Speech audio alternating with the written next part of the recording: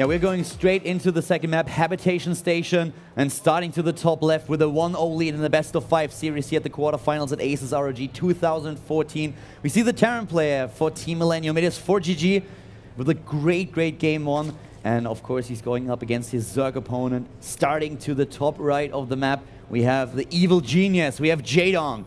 And let's see if the Zerg player is able to win game number 2 and equalize the score in the series, or ForGG is going to get an early 2-0 lead. And it will be very interesting to see if Jaedong will take that gold base. Most likely not, because you'd like to create distance between you and the Terran, whereas the Terran tries to close the gap. So primarily it's a Terran base, but we'll have to wait and see whether Jaedong prepared anything special for this map. Yeah, usually what we see on this map is that the Zerg player either takes it as the 3rd or the 4th base. Earlier than that is quite unusual. What we have on the other hand now for the Terran players, once again this early gas. So we will once more see a few Reapers just trying to find out what exactly Jaedong does. And on a map like this, where the push distance between the two bases is very small, as a Terran you really want to know, is there gas? And how much gas did he mine? Do I really have to worry about him going into, let's say, a roach push? Or is he just going to try and take an early speed for his Zerglings? But so far, Jaedong just getting his hatch first, as you would expect already. Gonna follow things up with a pool here. And he's already with an Overlord in position to scout the barracks and will move into the main base to see the gas of ForGG. So those Reapers are gonna be out very soon. And then let's see how exactly the Terran player is trying to open up this game. And last game, ForGG overstretched a little bit with his Reapers. Of course, it is difficult on Polar Night to get in and get out, just like Bilbo Baggins did. But in this game, try hard. In this game, it would be nice for ForGG if he didn't lose those 2 Reapers. They do add a lot of damage alongside with the first 2, then 4 and 6 Hellions. And losing those did hurt him a little bit. And I feel like it kind of contributed to him losing his Hellions after that, because he felt antsy about how the early game went. So try to keep those alive. Yeah, for now with ForGG, we actually also with Jaedong, we have the gas taking. The Reaper is going to jump into the main base, and you of course really want to maybe even snipe the Harvester here, but that usually doesn't happen, especially when you go up against an opponent of the caliber of Jaedong. You know that it's very unlikely that he could get a lot of damage done. And think about game 1, he didn't even kill a single Zergling. That's how good the unit control of Jaedong actually was there.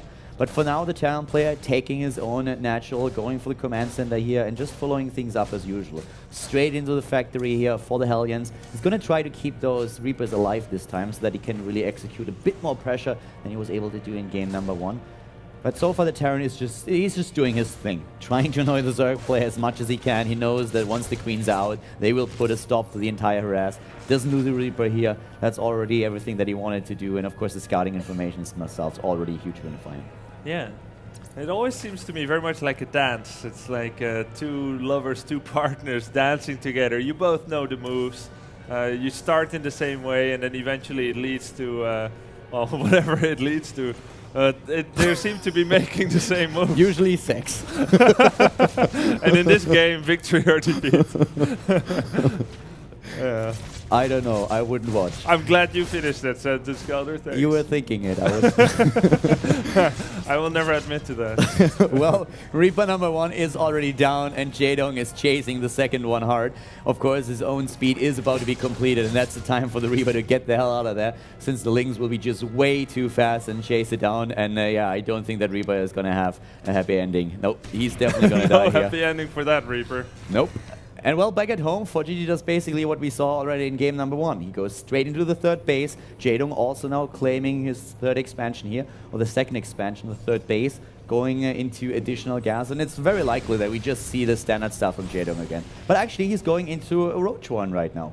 Okay, so is this going to be the 4 Roaches try to chase away the Hellions, get my creep spread up? Yeah. Or is it the 4 Roaches that move directly and ignore the Hellions and say there's 10 more coming where this came from? Nah, it's way too late. And with him taking the 3rd base, he's going to get 4 to 6 Roaches and then just try to work against the Hellions. I don't really see him to overcommitting against this. He's not up against mech. We already see the stim upgrade for ForGG, and that's something that Jaedong will find out very soon. I would be a little bit surprised if he goes for a lot of aggression there, but he has quite a couple of Overlords lined up.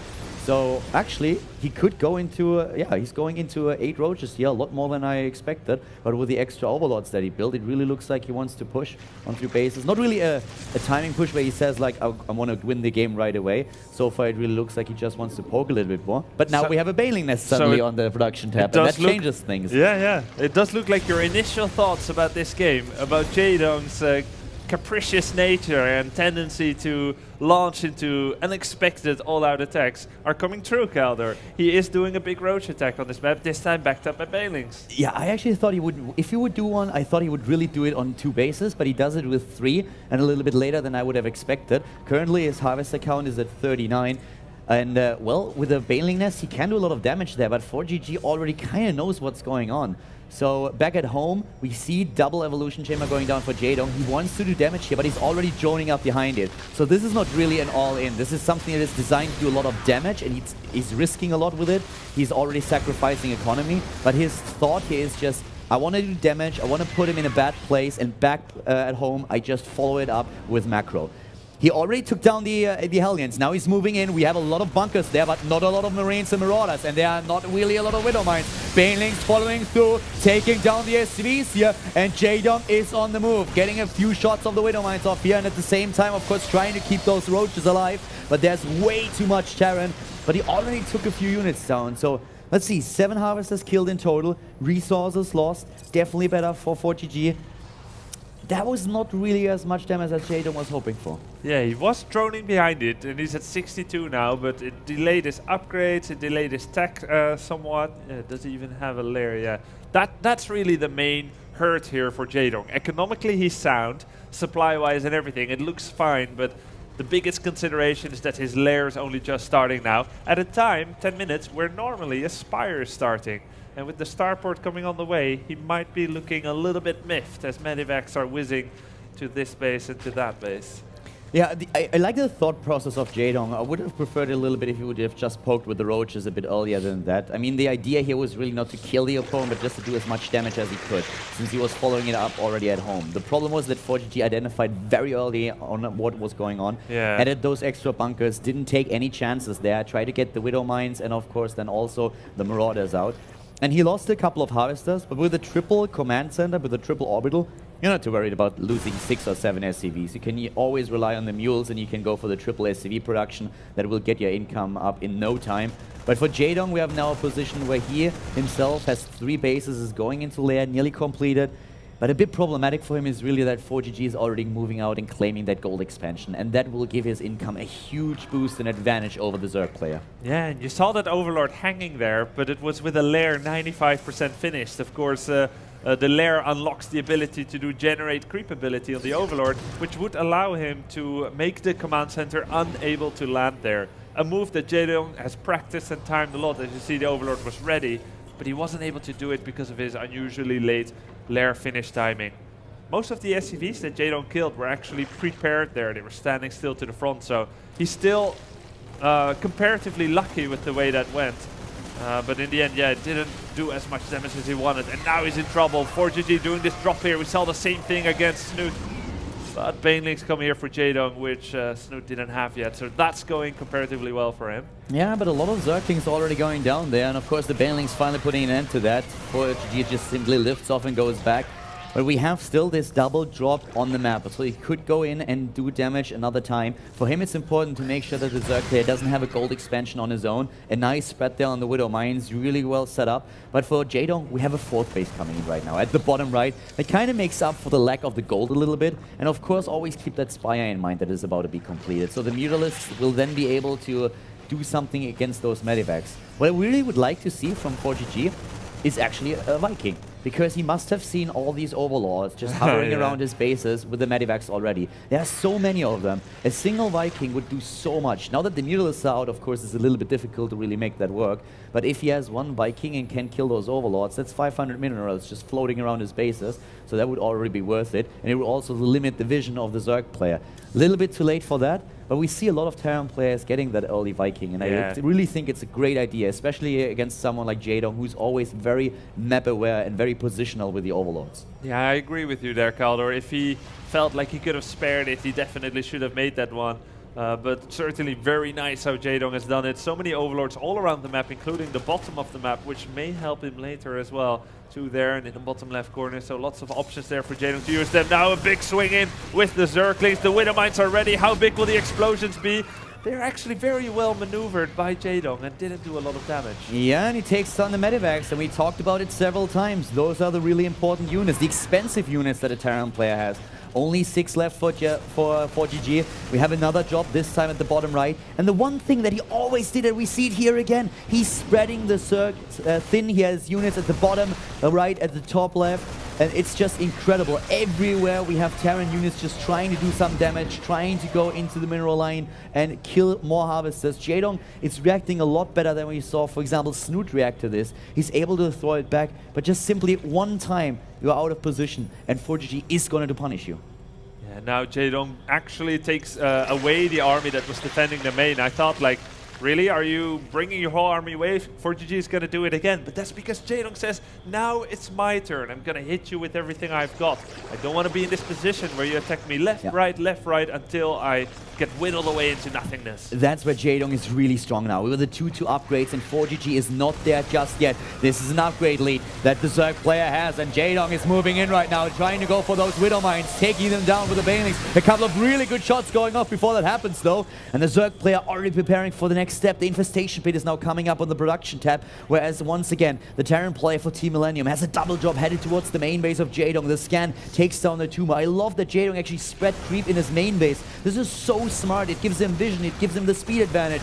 But ForGG is already there in the mineral line, doing damage, trying to take down as many of the harvesters as he can. Could try to snipe that spawning pool a little bit later on too. The Zerg player still in a lead in overall army supply, but the Terran is just doing an incredible job once again. Yeah, and this big attack that Jaedong wanted to do in the middle never really happened. Oh, 3 Widow Mines are about to explode on the Mutalisk. Oh, that hurt. That really hurt. 3 died, and the rest is severely hurt.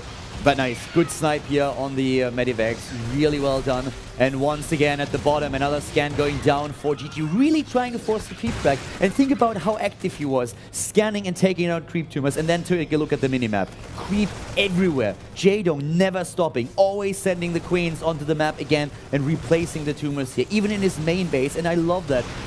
There's too few Zerg players actually do it. And it helps him so much against this drop style that we see from ForGG. But the Terran player isn't done just yet. He's trying to make his way into the natural this time. But Zerglings from all directions streaming in and putting an end to it. And the Mutalisk, of course, once more on the prowl, trying to hunt down the Medivacs. Yeah, truly phenomenal job there on the group spread by Jaedong. And very nice injecting as well. He just lost the queen at the natural by that snipe out by ForGG. His supply is still looking really good despite losing a... Oh my god!